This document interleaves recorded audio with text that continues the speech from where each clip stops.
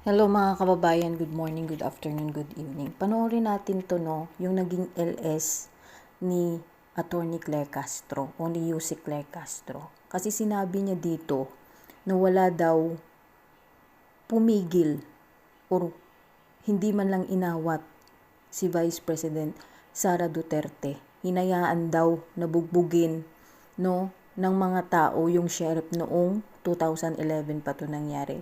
At saka sinabi niya pa dito na yung mga piskal daw sa Davao idinidismiss yung mga kaso ni Kibuloy. At saka kapag daw kinasuhan si Vice President Sara Duterte nung mayor pa siya sa Davao, sa palagay ba daw natin or ninyo na mga nanonood sa kanya, iuusad yung kaso ni Vice President Sara or Mayor Inday nung kapanahunan na siya pa yung mayor ng Davao? O mga piskal dyan sa Davao City, totoo ba? Totoo ba yan na kapag kinasuhan si mayor noon, hindi uusad yung mga kaso dyan? Ganun ba yun? Kahit mali na yung ginagawa ng isang mayor, kapag merong may nagreklamo sa kanya, hindi ninyo aaksyonan?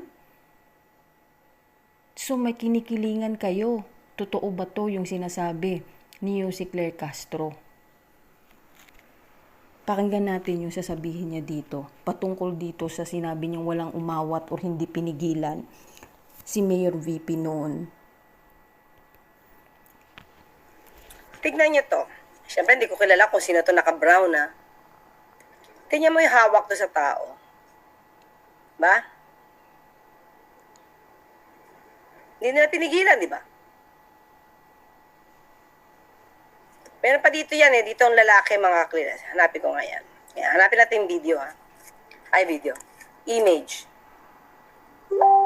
Okay,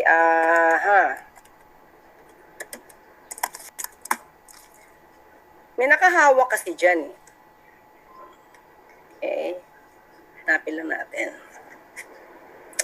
Ito yata, okay? Natin.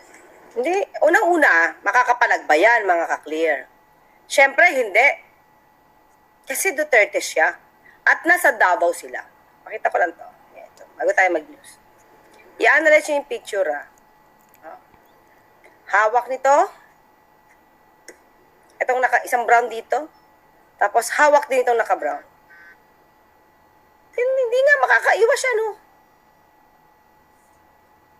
Diba? Itong dalawang to, pinagbigyan nila, nabugbugin ni VP Sara, ni Mayor Sara at that time. Itong sheriff. Bakit? Duterte. Nasaan ba siya nun? Davao City. Diba? Sila nga ang kinikilalang mga hari sa Davao. Kaya kahit anong gawin nila, manapak sila, mambastos sila,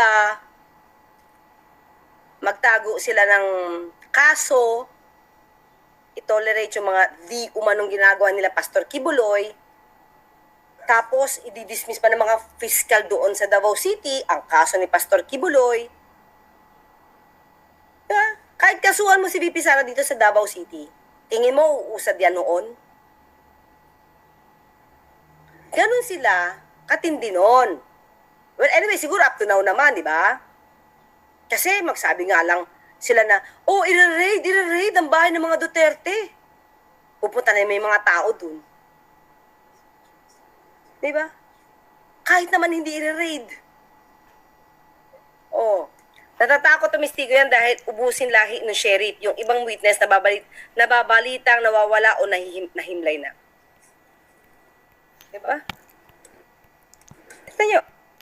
So mga kababayan, puntahan talaga natin yung video kasi yung pinakita niya na humawak ng balikat at saka parang hinuwakan yung kamay ng mama at parang aakmang susuntok na naman si Vice President Sara Duterte nung mayor pa siya. Tapos na to nangyari. Pero nakita nyo yung nakaputi na yan. Ito.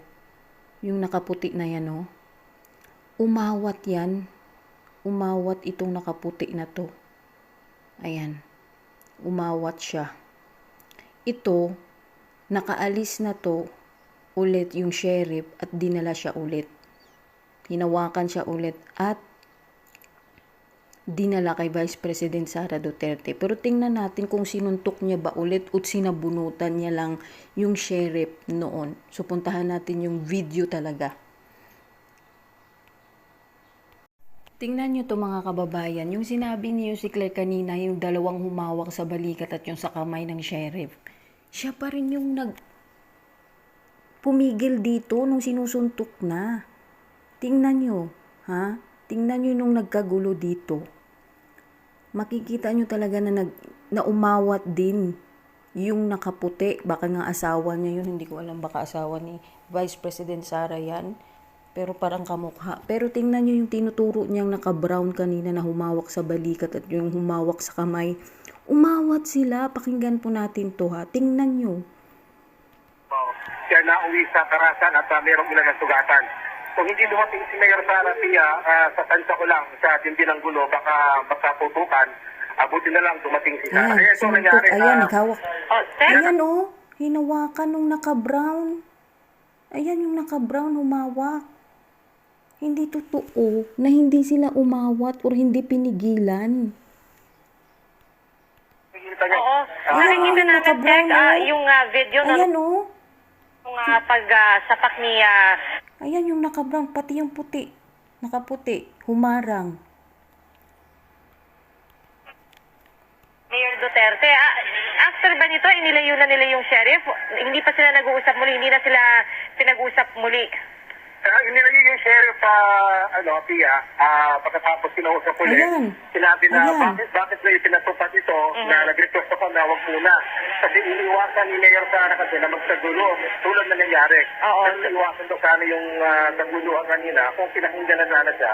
Na, kasi yung nga, sabi niya, darating ako na alas 11 ng tanghali dahil inaayos pa nga niya yung problema dun sa Matina, Pangi.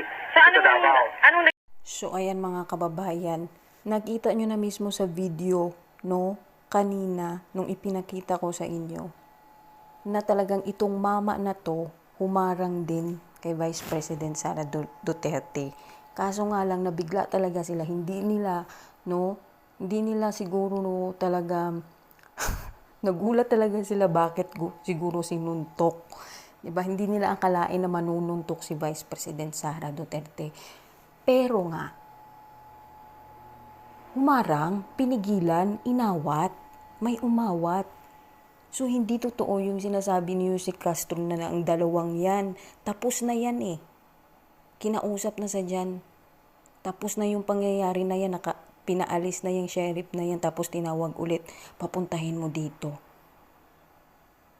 So, kayo na, ano yung masasabi nyo? Nagsasabi ba ng totoo si Yusek Claire Castro or hindi? Diba? At ang tanong lang, bakit hindi video yung pinakita niya? Bakit picture lang, image lang? So, ayan, God bless ating lahat mga kababayan. I-comment nyo po kung ano yung masasabi nyo. Sino ba talaga yung propagandista? Sino yung fake news? At sino yung obstructionist na sinasabi palagi ni Yusek Claire Castro? Bye-bye!